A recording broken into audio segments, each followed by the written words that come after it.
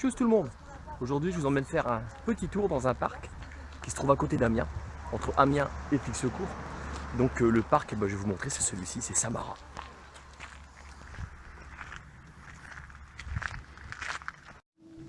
Donc il faut savoir que Samara c'est un site archéologique des maisons gauloises, donc on va voir ça ensemble. Donc le parking n'est pas très grand.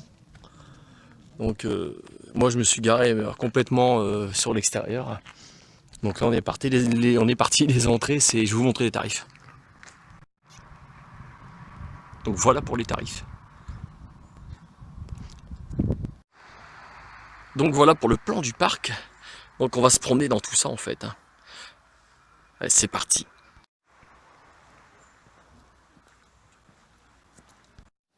Donc quand vous êtes juste à l'entrée, il y a pas mal de coins pique-nique. Donc vous pouvez ressortir à vos voitures. Donc c'est comme dans tout parc pour aller chercher votre glacière par exemple pour manger et bien vous réinstaller en montrant votre ticket à l'entrée bien sûr pour pouvoir déguster ce que vous avez préparé pour le midi. Et je le répéterai jamais assez. Vous voyez, il faut recycler, il faut trier, et là, il nous le démontre bien au parc de Saint-Marin, et moi, ça, franchement, respect. Franchement, bien, nickel. Donc là, on a une vraie maisonnette, on va appeler ça comme ça, qui est faite en bois. Donc, ne me demandez pas le bois, je pense pas savoir lequel est. Je ne vais pas vous sortir une bêtise, mais c'est que de la peau de bête. Vous voyez, c'est pas mal. Donc, au bout du chemin, vous arrivez sur ce panneau-là. Et donc là, juste en face, vous avez le labyrinthe. Donc voilà pour le labyrinthe. Et ce que je trouve dommage dans un aussi joli parc, c'est de trouver ce genre de mots, vous voyez. Et comme quoi le respect est quelque chose qui se perd, surtout dans un aussi joli parc comme Samara. C'est pas normal, ça devrait même pas être ça. D'accord. Le genre de fleurs qu'on peut filmer. Et là c'est tout en dalle, ouais, c'est très joli. À imaginer si on se met à pas respecter ce genre d'environnement, tout est vite bousillé, c'est pas le but. Donc le but c'est que ça reste propre pour les visiteurs qui vont suivre et ainsi de suite. C'est important.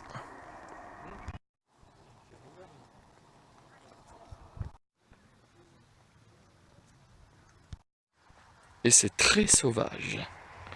Hop là. Vous voyez, là, il y a les variétés de fleurs, il y a la totale. Là. Superbe. On s'y perdrait. Wouh.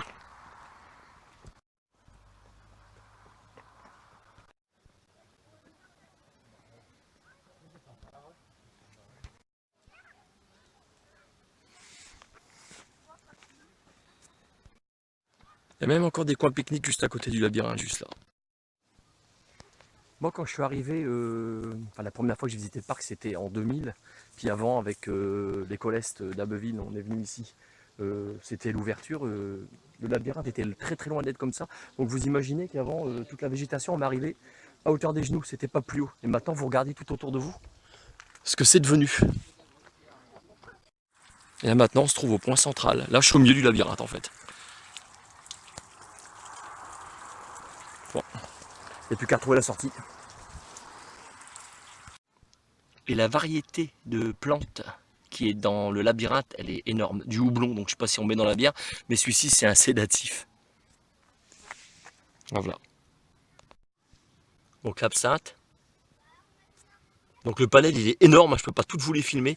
C'est pour vous dire que c'est important de respecter l'environnement. Pourquoi? Parce que ça met des années à pousser à obtenir ce que vous voyez autour de moi. Et ça met quelques secondes à quelques minutes pour un être humain pour le détruire. Et sérieux, faut pas, c'est important. La planète est importante, très importante. Tacha me montre quelque chose.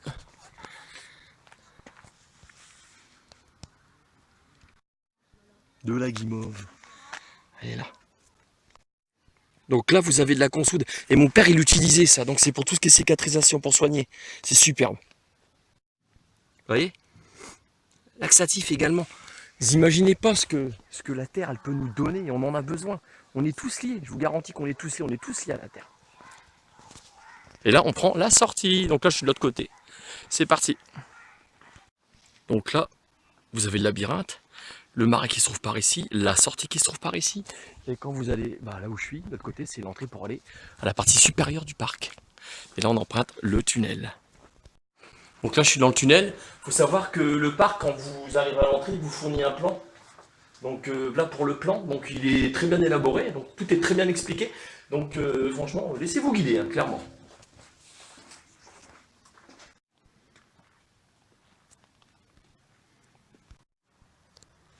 Il est là-bas. Et encore les coins pique-nique. Et puis pour trier nos déchets.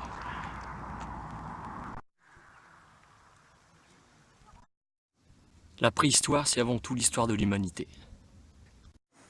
Donc le parc, il a été inauguré le 24 juin 1988. Donc, si vous vous souvenez, on était au village gaulois, Aribona, donc il y avait les Ambiamis, j'espère que je prononce bien. Et là, vous avez leurs cousins qui se trouvent juste à l'entrée, qui vous accueillent. Et voilà, ils sont là. Bonjour monsieur. Donc on va aller se faire un petit tour à l'intérieur. C'est parti.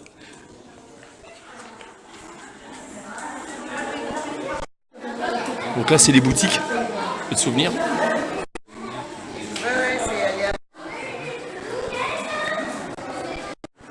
Des magnettes. Génial, hein. Donc chaque parc, que ce soit au Puy-de-Dôme où je vous ai emmené, au parc Saint-Paul et puis des autres, ils ont tous leur style, hein, comme au marché d'Anvers, pareil. Des bifaces, bon, on va appeler ça des silex, mais c'est du silex. Hein. Bon, on va pas s'attarder sur la boutique, hein. Vous connaissez, vous ferez le tour, on va les visiter.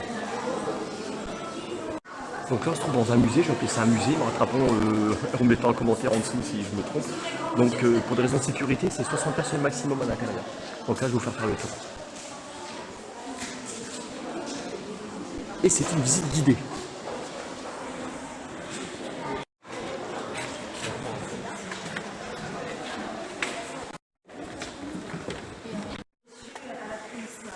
En effet, la préhistoire, c'est une très longue période qui s'est passée il y a très très longtemps. Et c'est une période qu'on voit un peu trop rapidement dans les programmes scolaires. Donc là, la dame nous expliquait que les hommes de la préhistoire, c'est des chasseurs-cueilleurs, et elle a vraiment commencé quand il a commencé à avoir l'écriture. Il faut savoir que, bon, déjà le Gaulois, il écrit, mais non, c'était seulement quelques nobles qui avaient l'écriture. Ils ne voulaient pas que les autres s'instruisent, en fait. J'espère que je m'explique bien. Voilà, donc ils n'avaient pas le droit de s'instruire.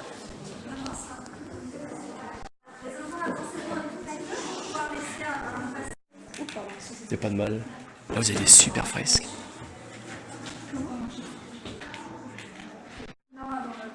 Les tenues de l'époque. Donc c'est de la peau, hein, les bêtes. Et il y avait l'été où on pouvait aller jusqu'à maximum 12 degrés. Alors, à ce moment-là, en fait, c'est l'homme et la femme de Cro-Magnon. Et les Cro-Magnons, pour la plupart, vous l'imaginez tous et toutes avec une petite jupette, vous savez, à pierre à feu. Voilà, les petits trucs un petit peu tout mignons, tout légers. Bon, à 12 degrés max, c'est compliqué quand même. Donc vous imaginez que je peux pas filmer tout ce que la dame qui nous fait la visite guidée actuellement, parce que ça durait trop longtemps. Donc elle nous expliquait que on descend on est tous des Homo sapiens. Donc l'homme de Cro-Magnon, donc le nom il vient de où? Parce qu'on a bien donné des noms différents. Donc on a retrouvé des ossements dans un crot. Donc ils étaient là, et puis ça se trouvait dans une propriété qui appartenait à Monsieur Magnon, donc là, Cro-Magnon. Et donc ce sont des chasseurs-cueilleurs, donc l'homme de Cro-Magnon, lui ce qu'il fait c'est que il n'est pas sédentaire comme nous, c'est-à-dire qu'il bouge. Donc il ne reste pas à un endroit, contrairement à ce qu'on peut croire et aux idées qui sont reçues. Il ne vit pas dans des grottes, hein, parce que ici, dans le nord de la France, il y en a très peu. Il faut savoir qu'à l'époque, il faisait moins 40 degrés à 12 degrés en maximum. Donc il chassait avec des saguets. Et donc des saguets, je vous montre après ce que c'est. Et il mangeait exclusivement de rennes. C'est-à-dire des rennes, donc il consommait jusqu'à 8000 calories par jour. Vous voyez, c'est énorme. Donc c'était beaucoup de protéines parce qu'il bougeait beaucoup. Voilà, pour info, je pense que j'étais assez clair, donc on va continuer la balade.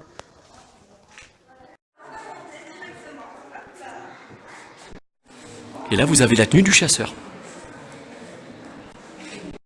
Donc la saguet, c'est ce que vous avez juste derrière moi. Et c'est ce qu'ils utilisent. Et je vous garantis que ça a une vitesse de plus de 150 km/h. Ça vous transperce une vache, très clairement. Il faut savoir qu'à l'époque, les rennes, il y en avait énormément. On continue la visite.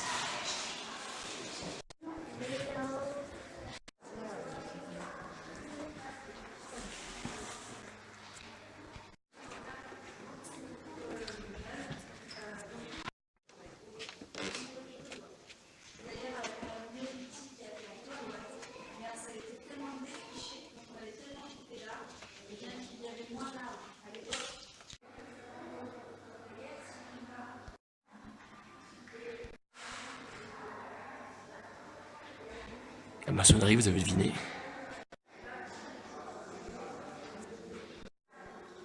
La poterie. Donc c'est très cossu.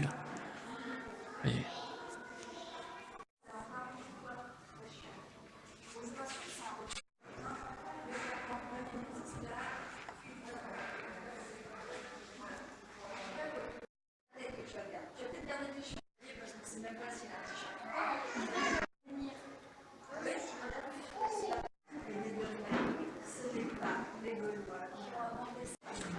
Donc là on arrive à l'âge de fer, donc c'est l'âge des Ambiamis. Donc les Ambiamis c'est le village gaulois qui se trouve à Pont-Rémy. Vous pouvez le visiter, ils ont un site. Je mettrai le nom de leur site juste en dessous de ma chaîne. Vous n'aurez qu'à aller voir et l'entrée elle est gratuite. Par contre il y a des jours, il y a des week-ends d'ouverture donc pour pouvoir y accéder. Donc les Ambiamis à Ribona, le village, qui sont le long du canal de la Somme, à Pont-Rémy pour info. Donc vu le peu de place qu'il y a, vous imaginez que je ne peux pas tout faire visiter dans le temps. Donc il y a un sens de la visite. Donc là je ne pouvais pas monter, donc on va continuer la visite et après on va s'en aller sur les extérieurs.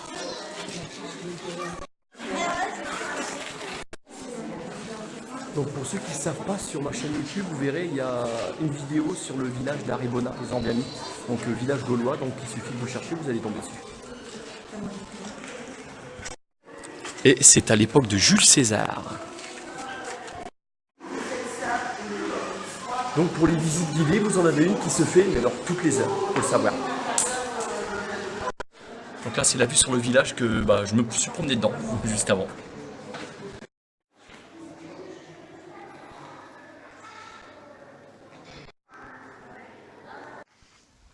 Donc là je me trouve à l'extérieur du parc, on va continuer à faire le tour de Saint-Marin. Donc le dôme, moi je l'appelle le dôme, hein, il se trouve ici. C'est là où il y a le musée en fait, là où je vous ai emmené juste avant.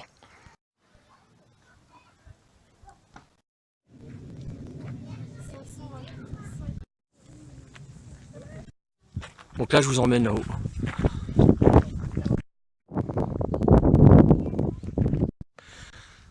On s'en va au point de vue.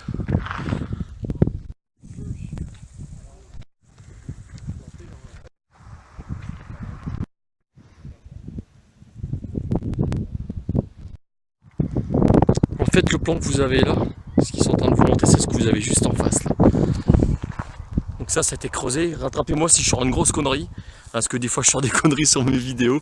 Ça c'était creusé par la main de l'homme. Donc quand les gens qui vivaient ici se faisaient envahir par ceux qui venaient d'en face, ils étaient obligés de passer par le trou là, hop, ils remontaient. Donc ça permettait à ceux qui voulaient se défendre de riposter très facilement. Là maintenant je vais vous emmener là-bas, vous voyez là on est en plein dans la vallée de la Somme, pour ceux qui ne l'auraient pas compris. Donc là on est en plein dedans. Donc à Rimont-sur-Ancre, j'espère que je prononce bien, à la citadelle de Doulan et à Saint-Marin. Donc il y a les journées du patrimoine, donc où les portes sont ouvertes à tous et c'est gratuit. Donc les 16 septembre, ou 17, je sais que c'est là. Donc là on est en 2018, donc regardez sur le site de Saint-Marin pour les autres années, pour ce qui est des ouvertures du patrimoine, c'est le PCC Somme qui met ça en place. Donc regardez en dessous de ma chaîne dans les commentaires, vous aurez la réponse. Donc là c'est le paléolithique supérieur. Là, c'est à Paris, mais là ils font du silex. Oh là aussi on voit une bosse. Bah, regarde les petits ronds là. Ah ouais, comme un coquillage. Ouais, ça fait un peu comme une coquille Saint-Jacques en fait. Donc là on va faire un petit tour dans une maison comme ça. Elle se trouve là et elles sont super grandes. Donc là on oublie le téléphone portable, on oublie l'électricité, on oublie le bitume, les routes, les voitures, enfin tout ce qui est moderne aujourd'hui. Et là on part où c'est que les gens vivaient que de la terre. Voilà, c'est là où ils commençaient, on va dire, à devenir sédentaires, c'est un bien grand mot. Ils bougeaient plus que nous maintenant, là où ils cultivaient, c'est-à-dire que oui, ils devenaient sédentaires, ils restaient fixes. Contrairement à l'homme de Cro-Magnon qui lui était un nomade. Pour ça, j'utilise un champignon que vous connaissez peut-être. J'utilise un champignon. L'amadouvier, j'en ai plein. L'amadouvier. Les arbres pour la décoration, ils ne poussent pas à l'intérieur. Très très bon combustible. À l'intérieur, j'ai donc deux types de fibres. Ce qui va m'intéresser, c'est l'amadou. Vous avez fait tempête à amadou. Oui, oui. Semelle de chaussures, jusque dans les années 20-30, képi. Briquet, les marins. Briquet, ouais, amadou. 14-18 C'était utilisé. était utilisée. Cette partie ici, hein, la partie qui est la fibre fine. Hein. Alors, pourquoi c'est si essentiel le feu à la préhistoire?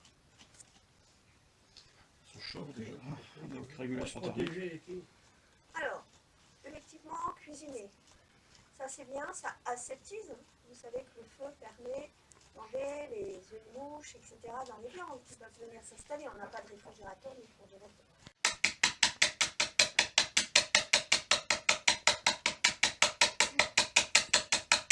Embrasée, vous la voyez peut-être pas, mais vous allez voir un petit filet de fumée qui monte. C'est génial. Voilà, donc Faut la paille. voilà. Pour pouvoir obtenir le feu, il faut que je le transfère dans un petit nid d'herbes sèches. Bon, il se trouve que moi je suis éleveur agriculteur ici au Néolithique, donc pour moi ça pose pas un problème. Donc, je vais essayer de faire un petit nid. Voilà. Donc, voilà, la petite braise est donc à l'intérieur de mon lit. Et ensuite, qu'est-ce qu'il va falloir que je fasse? Mettre dans le feu. Mettre dans le feu, bah non. Mais non, Super. Voilà. Alors ici, vous avez... C'est pas gentil du tout. Ah, je filme de tout près pour que vous le voyez. Abbeville aussi. Vous êtes d'Abbeville? Tu m'aides? Non, parce que je suis une pipette et que je vais oxygéner mon feu, hein, comme ceci. Voilà, en apportant de l'air, tout simplement. Et voilà, on va voir si ça va marcher ou pas. on a nourri dans le barbecue. Comment? Dans le barbecue. C'est parti. On est dedans. Donc là, vous avez tout ce qui est sculpture sur bois. Les outils qu'ils utilisent.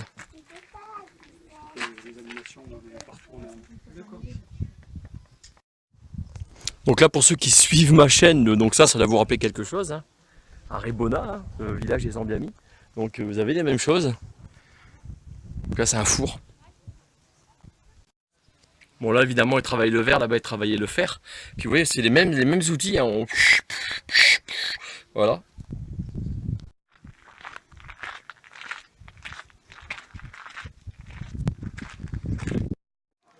Donc maison sur pilotis.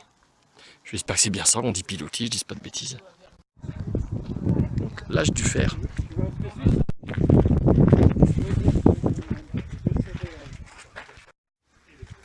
Et là on est sur un style de maisonnette qui est beaucoup plus stylé. Là vous voyez c'est peint, c'est joli, magnifique. Donc les petites maisonnettes, je vous en montre une de l'intérieur rapidement. Donc il y a des sacs, bon à l'époque ça n'existait pas bien entendu, bon ils stockent la paille. Voilà, ça donne ça. Vous savez, monsieur, dame, que vous risquez plus en faisant de la fausse monnaie qu'en tuant quelqu'un. Dans le code pénal, un meurtre, c'est 25 ans. Faire de la fausse monnaie, c'est 30 ans. C'est pas pour rien, madame. Hein. Qui contrôle la frappe de la monnaie, contrôle le pouvoir. Et il y avait un roi, très riche, et vous connaissez tous son nom. Crésus. C'est lui. On dit riche comme Crésus quand on est très riche. C'est une expression.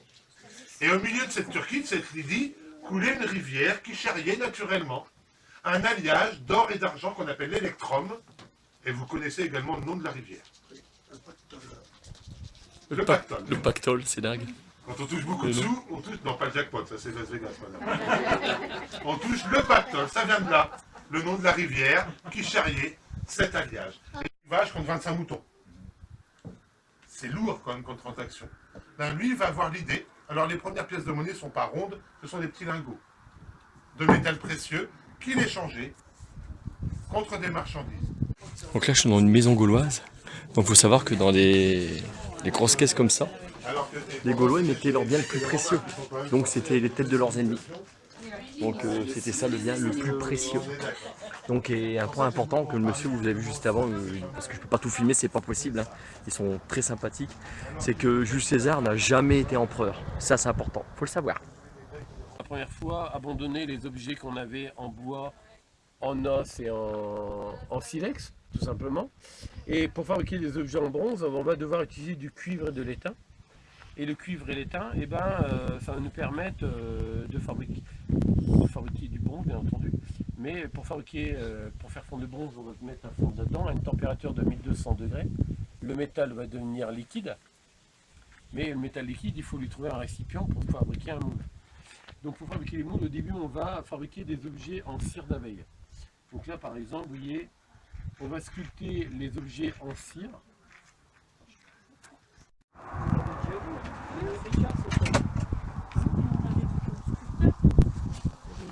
Ça peut être une lance, ça peut être un couteau, ça peut être une hache. Donc tous ces objets-là, imaginez-les en cire, les mêmes en cire. Et ces objets en cire, je vais les recouvrir d'un mélange d'argile et de crottin de cheval. Donc là, j'ai l'objet en cire intérieur. Donc que dire, c'est superbe. Donc des conteurs d'histoire. Donc on nous raconte l'histoire. Donc de Cro-Magnon aux Gaulois. Donc il y en a plein, j'en ai peut-être raté parce que c'est tellement grand à visiter. Il y a tellement d'animateurs qui vous content des histoires, qui vous expliquent notre histoire. Il y en a beaucoup. Donc venez faire un tour à Samara. Et puis on va clore le film dans une petite maison. Allez, on s'y en va. C'est celle-ci.